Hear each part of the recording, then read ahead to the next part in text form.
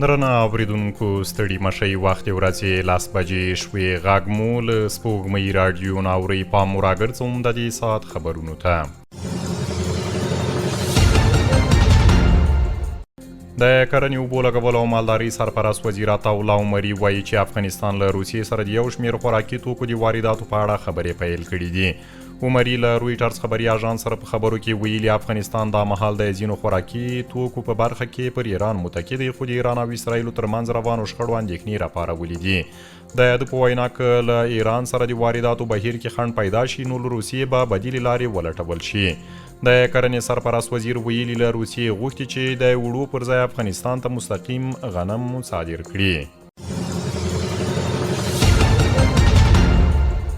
د ایران د بهرنیو چارو وزیر عباس عراقچي د اسلامي همکاریو سازمان د بهرنیو چارو وزیرانو غونډه کې د ګډون لپاره د ترکیې استانبول ښار ته رسېدلی دی.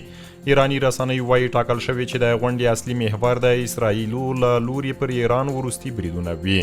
دغه سفر داسې مهال ترسره کیږي چې د ایران او اسرائیلو ترمنځ شخړې نهمې ورځې ته غځېدلي او راپورونه د دواړو لورو ترمنځ د درنو تلفاتو او مهمو هدفونو په نښه کېدو خبره کوي. په کابل کې د پاکستان سفارت د موټر چلوونکو افغانانو او ترانسپورټي کارکوونکو لپاره د یاد هیواد د ویزې ارزانه کولو خبر ورکړی دی. د پاکستان سفارت ویلي چې د ویزې فیس $100 خو پاسپورت، پیژندپاڼه، د ترانسپورټي شرکت کارت او د موټر چلولو لایسنس یې اړین اسناد ښودلي دي. اسرائیلي رسنیو ویلي چې د ایران د نن سهار بریدونو له امله د اسرائیلو په منځنۍ برخه هولون ښار کې اور لګېدلی. د اسرائیلو هارس ورځپاڼې زیاته کړې چې له ایرانه 5 توغندي توغول شوي دي.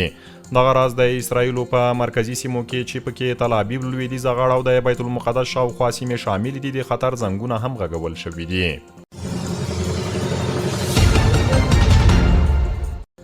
اوریدونکو خبرونه مو تر همدې ځایه ولملتیا مو مننه.